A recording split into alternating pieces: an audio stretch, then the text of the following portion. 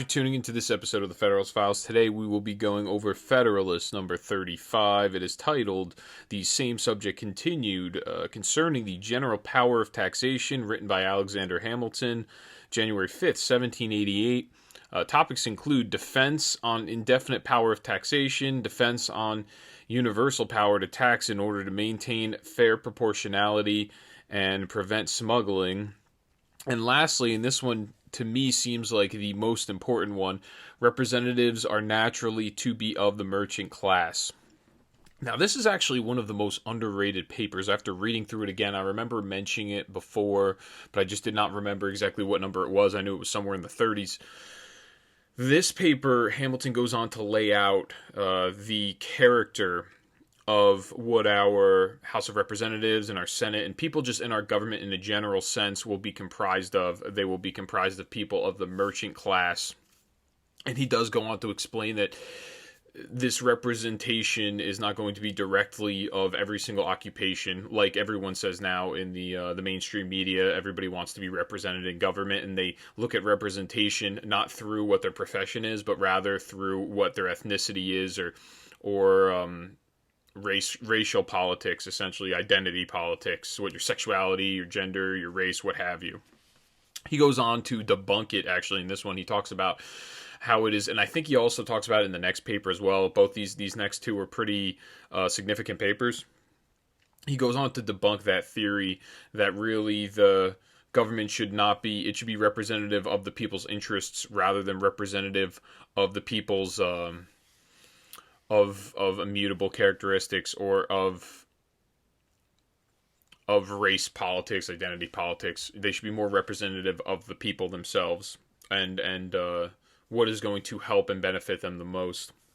Now, Hamilton begins this paper by defending the provision of the indefinite power of taxation that shall persist in the federal government. Hamilton rejects the notion that the revenue should be drawn from particular objects, and he's stating, and I quote, "Two evils would spring from this source: the oppression of particular branches of industry and an unequal distribution of the taxes, as well as among the several states as among the citizens of the same state," end quote. So this is just him once again harping back to taxation should not all be in one sector of the economy. It should be dispersed. You should be diversified in your taxation so it's not oppressive. Now, he remarks, and I quote, "It would naturally occasion an undue proportion of the public burdens to fall upon those objects," end quote. So once again saying that it is, if all of the public burdens were on specific branches of industry, it would be unequal and oppressive, and it wouldn't be fair to the industry because it would deter people from going and starting that business. If you were taxing tomatoes at a way higher rate than you were corn, then no one's going to go and grow tomatoes and sell tomatoes, and then you won't have any pizza. So then he goes on, he states, and I quote, "There are persons who imagine that they can never be carried to too great a length, since the higher they are, the more it is alleged they will tend to discourage an extravagant consumption, to produce a favorable balance of trade, and to promote domestic manufactures." So here, once again, if you make it extravagant, the amount of taxation, if you raise it to an exorbitant rate, you're going to see less and less promotion of manufacturers, especially domestically. Just kind of like actually the system that we have now. If you're going to tax businesses at a high rate in the United States, they will just take their business and they will just go somewhere else where they can make money, and they don't even care about the tariff tax coming back to the United States because it's actually still worth it when they do the cost analysis of how much it will cost to run their business in the United States because of the exorbitant taxation. And that's the reason why the lowering of the corporate tax to 21% helped spur the economy, because it helped the growth of new business as well as small business, because it's much easier to compete on the margins when you're a small business at a 21% corporate tax rate. And then that 21% corporate tax rate as well, it helps you free up more money to reinvest in your business and actually build it up, make it stronger, and then it is a value added to the economy. It is also a value added to the employees that you have there, because now you can provide them more, whether it's healthcare or more pay, you can provide that to them. You have more expendable money, essentially. So then Hamilton cites another defect of these extreme taxations. He states, and I quote, exorbitant duties on imported articles would beget a general spirit of smuggling, which is also or always prejudicial to the fair trader and eventually to the revenue itself, end quote. So what he's saying is essentially if you are a business owner and you're doing everything the exact right way, this system of exorbitant duties is prejudicial to you because of the spirit of smuggling illegal products. Once you make the tax rate so high that it's exorbitant, where it's almost confiscatory to the seller, they're going to do illegal things in order to subvert the taxation, and then everybody that's actually following the rule. And this is, you know what's funny? This actually relates to so many things. This relates to gun owners, a lot of the gun restrictions that there are out there, because the illegal gun owners and the people that are committing crimes with their firearms, it is illegal firearms by the government because they do not care what the law says. If you're already going to go rob a bank, you're not worried about what attachment is on your gun at that point. You already have made the decision to rob the bank. So you don't really care about breaking the other law of putting a certain attachment on your gun, a cosmetic attachment on your gun that now makes it illegal. And then it also relates to, I had another example that I'm trying to think of here. Oh, this also relates to marijuana legalization. So you got marijuana legalization in the states. The tax, for example, in New Jersey, they're trying to push it through right now. They're trying to agree upon a tax, a state tax, as well as a local tax. So this thing's going to be double taxed, maybe to the extent where it's going to be almost like cigarettes. Let's say the taxation something like 20 to 30% sales. Let's just say 20 to make it easier. If there's a 20% sales tax on the item, then there is still going to be illicit trading or illicit sales of marijuana because no one wants to pay a 20% sales tax. There's people that I know that smoke weed and they would tell me, no, I didn't vote that through. Why would I vote that through? I know they're going to tax it. There's no point. So they would rather actually just have a decriminalization of marijuana. And then they also said, another thing that they mentioned was as long as there is not a law to grow, making growing legal, as well as possession, because now it's a possession of a certain amount. It's like under an ounce or something is illegal, but anything over that is illegal now. As long as that's not decriminalized and it's not truly really a legalization of marijuana, which I completely understand, and I am sympathetic to that position. I agree with them. It's almost like gun rights for gun owners that are like, oh well, you know, I can own this gun, but I can't get the actual default magazine. I can't get the 30-round mag. I have to get the 10-round mag because I live in New Jersey. It's very similar that way, and that's why I use both those examples. So thus meaning that if the taxation is high and on only specific products, it will cause illegal smuggling and black markets to avoid the tax, and that will squander the ability to collect revenue in and of itself as well. When you have such an exorbitant tax rate, people will legit, especially on consumption goods or on commodities, people will legit just not go and buy them. If you're telling people, hey, there's a 30% tax on a laptop, people will just say, okay, well, I'm not going to buy the laptop, or I'm going to get it somewhere at a black market at some sort of auction. So then Hamilton continues to talk about exorbitant taxation. He states, and I quote, they tend to render other classes of the community tributary in an improper degree to the manufacturing classes to whom they give a premature monopoly of the markets. They sometimes force industry out of its more natural channels into others in which it flows with less advantage, and in the last place they oppress the merchant, who is often obliged to pay them himself without any retribution from the consumer. End quote. So really, he goes into a couple things here. By having, and this is why I like this paper, because it's so relevant to what is going on today. By having exorbitant tax rates, he essentially says there will be a premature monopoly in the markets, whether it's the manufacturers or in this case currently, it is the big corporations. The higher you have the tax rate, it only hurts the people that cannot compete, the people with the smaller pocket, the smaller bank, because they are unaware, especially with regulations. They're unable to now, because of more regulations, they're unable to pull money out of the bank that they need to get a loan. And as well as they can't really hire lawyers. Once you make the tax laws more intricate, it is more difficult for them to abide by those laws, by those tax laws. The big corporations aren't going to have a problem doing so. And that's why it almost cuts off, when you have a higher taxation, it also cuts off the middleman. Let's say the convenience shop owner, let's say he sells he sells certain consumer goods, milk, what have you, things like that, of that nature. Now, if you have a high taxation on that, it's either going to be eaten by the merchant or it's going to be eaten by the consumer. And in some cases, it's eaten by the consumer. It's depending on a supply and demand economical frame, where if you go to Target, you can get that milk cheaper.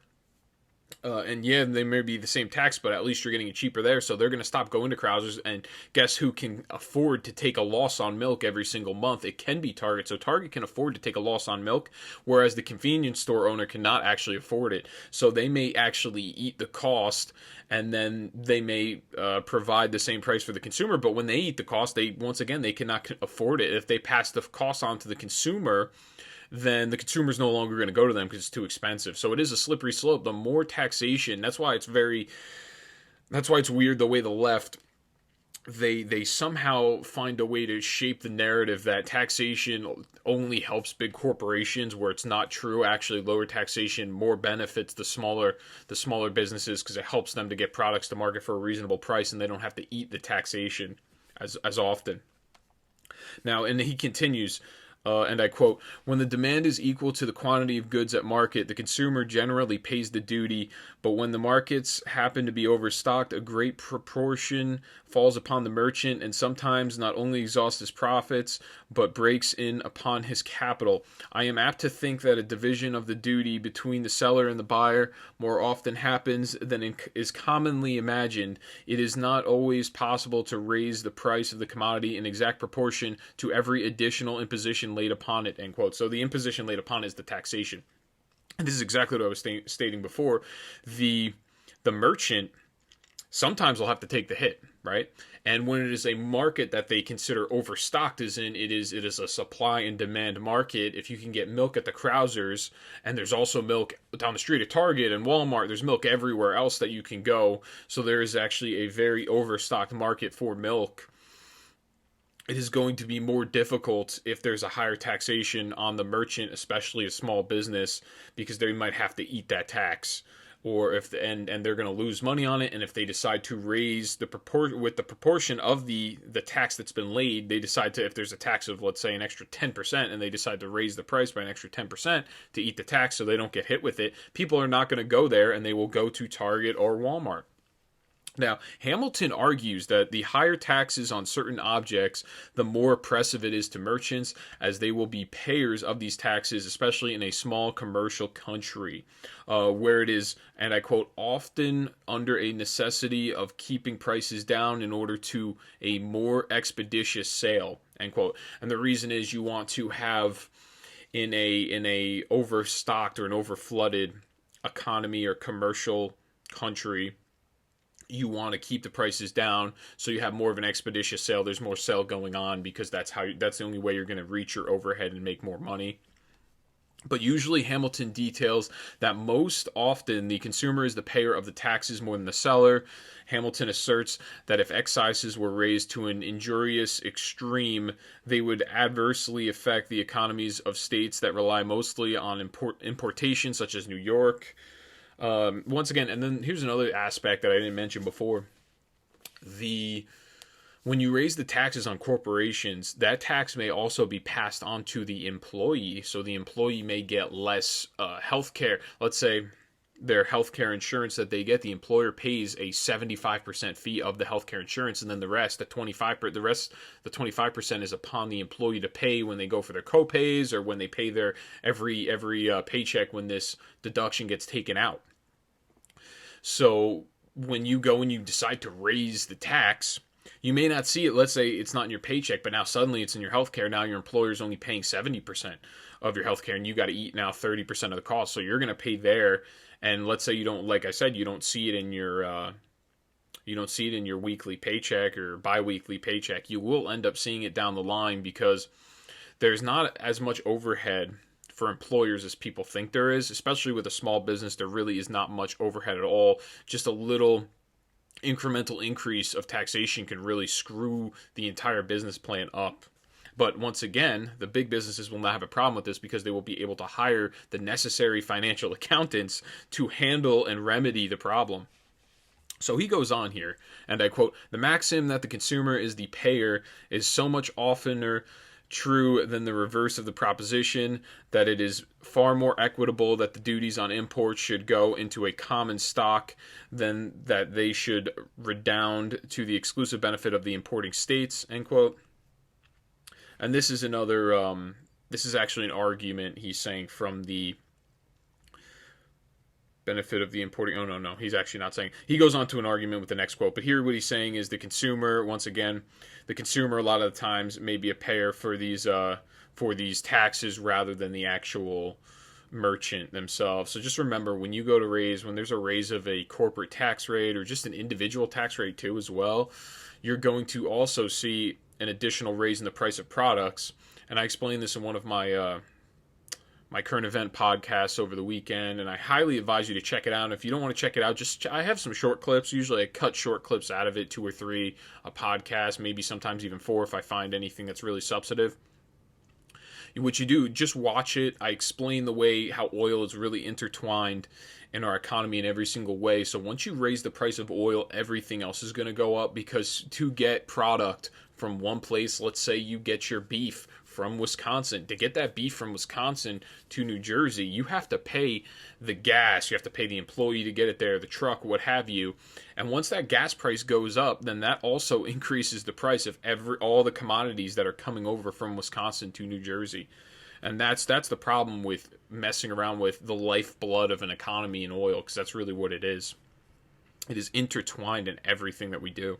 Now, Hamilton's remedy for the inequity, and he's talking about, now that was the interesting part, the importing states, they're saying, the importing states, they're going to have to get hit with a taxation because there's imposts coming from the federal government, right?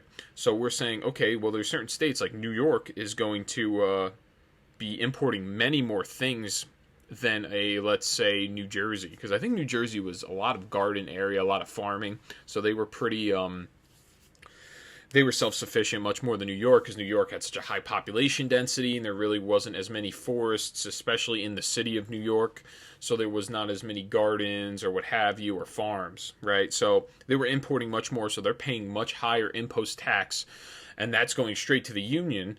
So what's the deal with that? Why is it that money in New York is going straight to the union, straight to the federal government, where they're paying, let's say, 50% more than New Jersey was paying, because they're not importing as many goods? And his remedy for the inequity in terms of the amount of money being paid into the government in taxation, and he goes on, he explains it, and I quote, Hamilton's remedy for the inequity.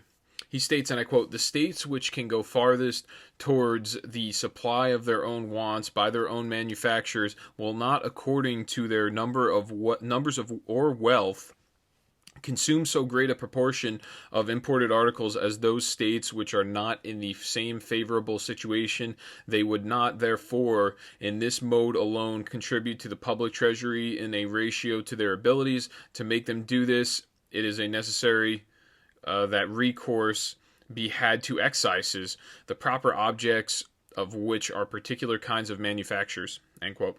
So here it sounds very confusing because he uses old-time words here, but excises, he means taxation on exports. So a country like, or a state like New Jersey, yeah, they may not import as much, but they're definitely exporting. So that's how they're going to try to equalize the amount of spending that goes towards the federal government, which was a very astute idea, really.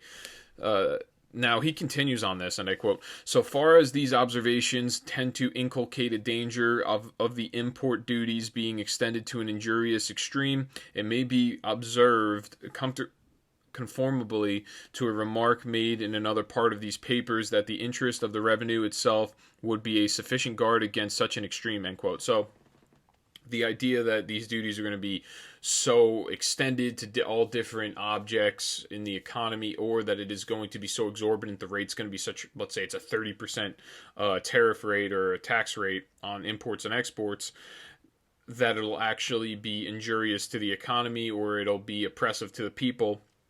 He says the interest of the revenue itself is a sufficient safeguard, because if your taxation is 30%, there's going to be a circumventing of that taxation so people don't have to pay it off.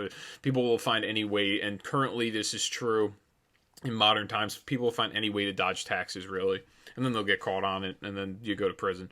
Further, Hamilton answers the objection that this is the part where he gets to the House of Representatives and what their character would be and what they would be comprised of. He states, and I quote, "The House of Representatives is not sufficiently numerous for the reception of all the different classes of citizens in order to combine the interests and feelings of every part of the community and to produce a due sympathy between the representative body and its constituents. The argument presents itself under a very specious and seducing form and is well calculated to lay hold of the prejudices of those to whom it is addressed," end quote. And this is something that is going on today in modern politics. Exactly what he is accounting here. He's saying, having this reception of different classes of citizens, and in order to combine their interests and make them feel like they are part of the community, we're producing this due sympathy between representative body and its constituents. He's explaining that, and currently it's identity politics as it relates to ethnicity, but at that time it was what your profession was, whatever your job was. If you were a manufacturer, let's say you were a blacksmith, or you were a merchant, or you were maybe in government, I don't know exactly, a mayor or something like that. They wanted people to be representative of the government that represented them in their working capabilities. So what he's saying is, and he's saying this is pernicious. And this is something, it's specious, it's like a false, erroneous argument in principle that you should have to be represented by somebody that's from the same exact working class as you, and they're in the same occupation as you. You should really be voting for who is the best candidate and who is the best prepared to do the job. And that's kind of how modern day politics goes now. Everyone plays the race politics where they say, oh, I don't feel represented. Meanwhile, somebody can have the exact same positions as you across the board, and they will do a better job, but you'll vote for the other person because they look more like you. And that's what's currently going on in identity. It is identity politics. It is cancerous to our society to begin with, and it is something that is damaging currently in our current political, I guess, sphere right now in America. So he continues on this. He states, and I quote, "But when we come to dissect it with attention, it will appear to be made up of nothing but fair-sounding words. The object it seems to aim at is, in the first place, impracticable, and in the sense in which it is contended for, is unnecessary," end quote. So this is exactly where he starts to dismantle this. He says, oh, it's fair-sounding words, meaning it makes you feel good. That's currently the policies that we do right now in the government, especially in modern times in the federal government. It is policies that make you feel good. We'll get rid of the student loan debt. We'll tax the rich. We will give people free stuff, or free health care for all, single-payer health care, but then we don't account for how much that will cost and how efficient and effective that health care will be. It's just good sounding words. It sounds good on paper, and then once you go and do it, or it sounds good to say it, and then once you look into it and there's a little bit of a circumspection, you realize that it is inadequate. So, and then he says, in the first place, impracticable, and the sense of which it is contended for is unnecessary, meaning it's unnecessary to sit there and contend for these plans or these ideas, or the idea of race identity politics, voting for somebody else, not because of what they think, but because of what they look like, is probably one of the most pernicious things right now in our society, as well as the most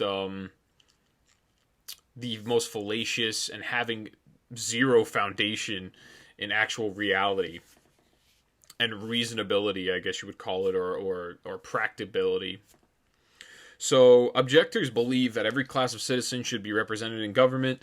Hamilton argues that unless there is constitutional provision, and I quote, the thing would never take place in practice, end quote. So he's saying this would never actually really happen. Now, Hamilton explains, and at this time, this is amazing that he actually was able to see into the future, and this shows, and it's not that he saw into the future, he saw what was currently transpiring in front of him, and he took that, and I think the word is he capitulated, or he took that, and now he is attributing it, or he took it and he applied it to something else of what's actually going, and that's what's going on today is, and I'm kind of doing this now, is I'm taking what his view was, what his evaluation was, and I'm applying it to what is going on currently today. And he says, and this is so obvious that people actually really vote this way, and it seems like the people actually were the exact same as they are currently today. It's just the terms have changed, but the ideology is the same, and it's the whole idea of tribalism, a tribalistic culture. And it's just funny that he's pointing this out in Federalist number, I think, 35 now. And this is funny because I see things online about the military spending, and I just did Federalist number 34. I see people complain about the military spending. Meanwhile, in Federalist number 34, Hamilton laid out that the military spending should be about 90% of the federal government spending, and it's not even close to that right now. I think it's something like maybe 15 to 17%. It's something like 740 billion. And it's just funny because the only actual legitimate reason for a union is to have it's the military, the judicial branch, and the roads. Really, those are the main objectives, and it is also to protect the life, liberty, property of every single individual citizen, and to protect those inalienable rights. That was the only reason to have a federal government to begin with, and then obviously the union of every other state, where it's easy to do interstate commerce and travel from one state to another without having any type of issue. And that is really the main scope and the general aim at the originating form of what our federal government was. But now it's being perceived that the federal government is supposed to fix everybody's problems somehow, and redistribute money and just steal other people's money at the end of a gun and give it to other people. That's now what the scope of the government is in the view of the average American, especially if you've gone through our education system. So, what does he say here? It would never take place in practice. So then he explains why this would never take place. He says, and I quote, "Mechanics and manufacturers will always be inclined, with few exceptions, to give their votes to merchants in preference to persons of their own professions or trades," end quote. And you say, wow, that's interesting. Why is that? Now, Hamilton asserts that the mechanics and manufacturers view the merchant as a, and I quote, "natural patron and friend, and they are aware that however great the confidence they may justly feel in their own good sense, their interests can be more effectually promoted by the merchant than by themselves," end quote. And why? And then you go on, you say, why is it that the merchant is being propagated right now by these people? What's the deal with the merchant? Why is the merchant so important? And he goes on to explain this. He states, and I quote, "They are sensible that their habits in life have not been such as to give them those acquired endowments without which, in a deliberative assembly, the greatest natural abilities are the most part useless, and that the influence and weight and superior acquirements of the merchants render them more equal to a contest with any spirit which might happen to infuse itself into the public councils unfriendly to the manufacturing and trade interests," end quote. So this is very important. Hamilton here is claiming that merchants would represent all classes because they have an interest in widespread market success, and that's what they do have, and they understand the way that economics works. They understand the economy, and because of this, they would be unbiased towards all economies because they understand that the economy is intertwined. One business has to do with the other business. If you are an iron making business or you make steel, then you have something to do with the people that manufacture cars, and then you also have some. If you manufacture cars, you also are related to the oil industry too, because that's used to fuel your car, and then also the energy industry in terms of making batteries and using silver to make those batteries. So everything is kind of intertwined, and that's why the merchant class would be the best one, and I guess you would call them the least biased or the least corruptible class. And it's funny now because in our politics, it's if you're a rich guy, it's a problem.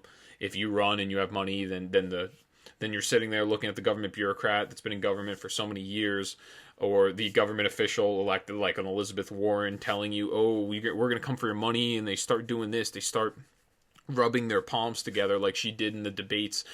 I think she was doing that in relation to John Delaney of Massachusetts, because he was a business owner, a very successful business owner, and he came from very humble upbringings. His father was like, and I'm not a huge fan of John Delaney or his policies, I'm not sitting here defending him, but we're not talking about a guy that was born into money. We're talking about a guy that was a middle-class guy because his father was a blue-collar worker. I think he was like an electrician or something, part of a union, and then this guy comes out from a middle-class family and creates a huge enterprise, and he's very successful, and he also helps raise and uplift many other Americans that he employs. And this is looked at and this is viewed by our media class, by the average American that went through our education system over the last maybe 20 years. This is viewed as a net negative to have this guy, and the net positives having Elizabeth Warren, who is a tyrant who wants to take and redistribute his wealth and pass it on to somebody that is not deserving of it and did nothing to gain that wealth. And that's what's going on right now. And that's why it's such a bummer when you go and you read this, because you go, wow, so the merchant class, and they also say the merchant class isn't going to be super rich, so it kind of sounds to me like the merchant class is a small business owner. From what it seems like here, they're not completely interconnected. They're not, the huge global power of a Google or a Facebook or any of these big tech oligarchs, these big trillion-dollar companies. Not like that, but more like a regular business, a normal-sized business. That's what it seems like he's referring to here. But those people are the people that are ostracized from the community, and they're the people that are vilified in our society. The people that have money, the people that work hard to also, you got to remember, when you create a value added to the economy, so you actually add value to the country money wise in GDP, and then you also uplift people that may not have had a job or had a way to feed their family. You also help them to do that as well. It is probably one of the most underrated, fulfilling positions to have, is to be a business owner, a successful business owner that employs many people.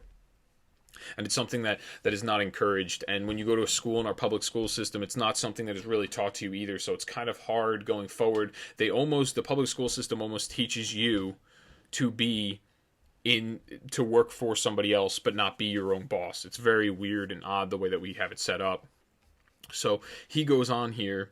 He states, and I quote, "These considerations and many others that might be mentioned prove and experience confirms it that artisans and manufacturers will commonly be disposed to bestow their votes upon merchants and those whom they recommend. We must therefore consider merchants as the natural representatives of all these classes of the community."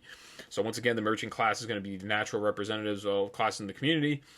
And but then he goes on in the next paper, explains it a little bit, that it's not going to be strictly, there's not like a constitutional provision calling for just the merchant class, but in general it should be the merchant class that we should be looking up to, because we also understand that the merchant class is going to be in favor of less regulation and lower tax rates, which will help uplift more and more people in a positive way. Hamilton next, he addresses the land tax. So in this one, he has a lot going on in this paper, and that's why it's going to be a long one. It is very significant.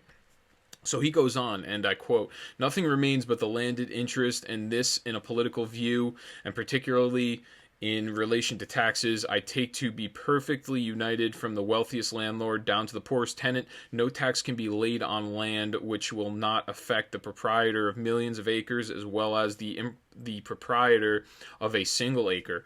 Every landowner will therefore have a common interest to keep the taxes on land as low as possible," end quote.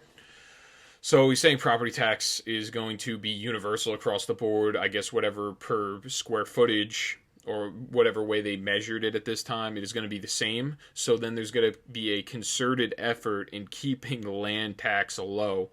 So the guy that owns 1 million acres is going to pay the same amount per square foot as the guy that only owns an acre.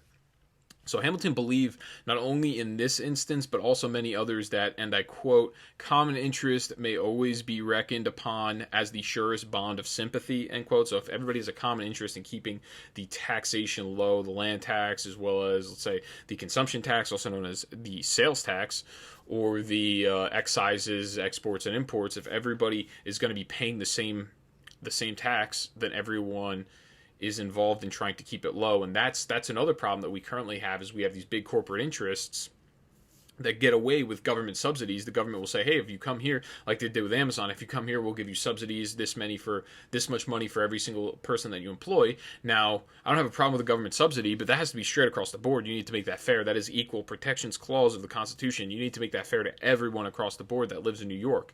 You can't just have subsidies apply to one business and then the other business doesn't get anything. It should not work that way, and that is dirty capitalism, as what we refer to when it is not. That is not a fair market or a fair system.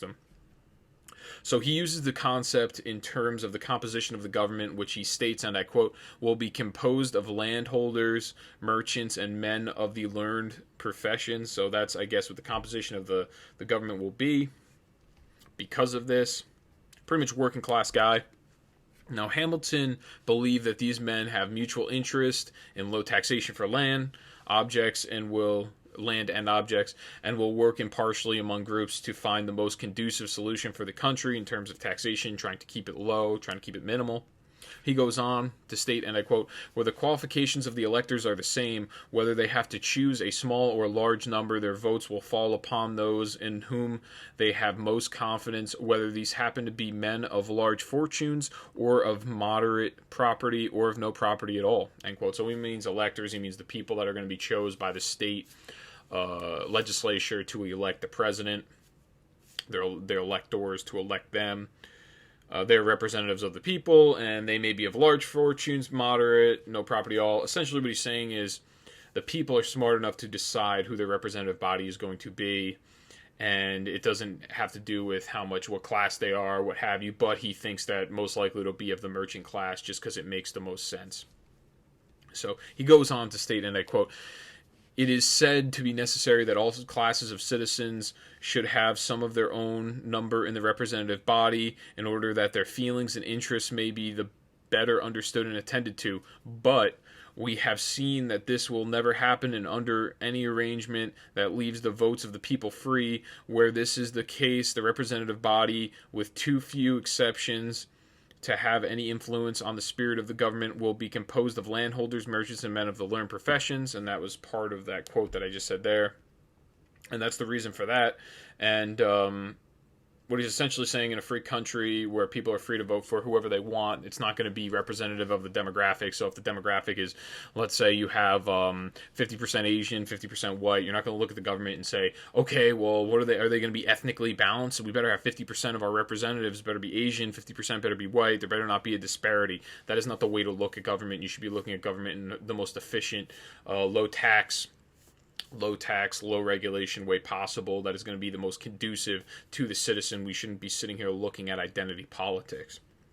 So he continues, he states, and I quote, "It is not natural that a man who is a candidate for the favor of the people and who is dependent on the suffrages of his fellow citizens for the continuance of his public honors should take care to inform himself of their dispositions and inclinations, and should be willing to allow them their proper degree of influence upon his conduct. This dependence and the necessity of being bound himself and his posterity by the laws to which he gives his assent are the true, and they are the strong cords of sympathy between the representative and the constituent." So he explains here, people are interconnected. You are connected with your constituents, as in if you are representing the district of the 11th district of New Jersey, and let's say that's the Wildwood, the southern New Jersey area, you are connected to your constituency, and you are supposed to act on the dispositions and the inclinations of your constituency, or else they will vote you out. That's why this is a fair system, the idea of self-government, as long as the institutions hold up in voting, then you will vote the person out that you don't like and that you don't feel is representing you, the citizenry. And that's the whole thing. He says, dependent on the suffrages of the fellow citizens for their continuance of his public honors. That's the point of that. So then he goes on, and I quote, "There is no part of the administration of government that requires extensive information and a thorough knowledge of the principles of political economy so much as the business of taxation. The man who understands those principles best will be least likely to resort to oppressive expedients or sacrifice any particular class of citizens to the procurement of revenue." End quote. So there you have it. He's talking about the political economy, and any man that's smart enough to know the business of taxation, they will be least likely to resort to oppressive taxes, which makes sense, and that's why they would elect merchants, in essence. So he goes on here, and I quote, "There can be no doubt that in order to a judicious exercise of the power of taxation, it is necessary that the person in whose hands it should be acquainted with the general genius, habits, and modes of thinking of the people at large, and with the resources of the country." End quote. So when you go to tax, you should have in mind the resources of the country, the people, your constituency, the habits of your country, the general genius of the system and the way that it works. You should know all of these things, especially if you're some sort of local jurisdiction lawmaker. You should know all of these things when you decide to take office, or when you get elected to office. which is, once again, this is why you would want to have someone of the merchant class, because they're aware on how to run a business. If you've ever talked to somebody that's a small business owner, which I have, in my job, I'll talk to people about it, and they will tell me the way that they know the law, because you have to be your own lawyer, you have to be your own accountant, you have to know a lot of things. They are probably the most knowledgeable people in our society, more so than the people that just work the job. For example, if you're a truck driver, no offense to you, but you don't understand how to actually run the logistics behind everything. You're just the person driving the truck, and a lot of the time the person driving the truck actually makes more money than the person that's managing over everyone else. So then he goes on here, and this is his very last quote. This is how he ends it. He states, and I quote, "And this is all that can be reasonably meant by a knowledge of the interests and feelings of the people. In any other sense, the proposition has either no meaning or an absurd one, and in that sense, let every considerable citizen judge for himself where the requisite qualification is most likely to be found," end quote. So this is a powerful repudiation of the ideology of identity politics. This entire paper, this is a huge paper. This is something that should be read by everybody. Anyone that likes to sit here and talk about racial politics, you should read this, and then you will truly understand the way that our representation should go in our government. He's pretty much saying the knowledge of the interests and feelings of the people is the most important thing, and this other proposition of I need to vote for somebody that represents me or looks like me or has the same occupation as me, it has no meaning, it has no foundation. It is lacking, and that is not a requisite qualification that is most likely to be found, and it's something that should not interest. That's not something you should look for when you go to vote for a government official. You should not be looking at what their race is. You shouldn't be looking at what their occupation is or how much money they have. What you should really be looking at, you should be looking at how they are able to, what their policies are, and the content of their character, what their policy reform is, what their policy positions are, whether or not they like low taxes, high taxes, what have you. It should line up with your belief system rather than just hating the individual, which is strong. This really speaks against partisan politics, this entire paper. So Hamilton concludes with the powerful assertion that the people at large will judge for themselves who the qualified candidate is. So that is it. I greatly appreciate everyone for tuning in. I want to see what kind of time I made. Actually, not that bad on time. Thank you for tuning in, everyone. Please like, share, subscribe, especially this one. I think this is a pretty substantial one here. I greatly appreciate it, and I will see everybody on Friday. I should be doing a current event episode Thursday. I'm coming in Thursday morning. Thank you.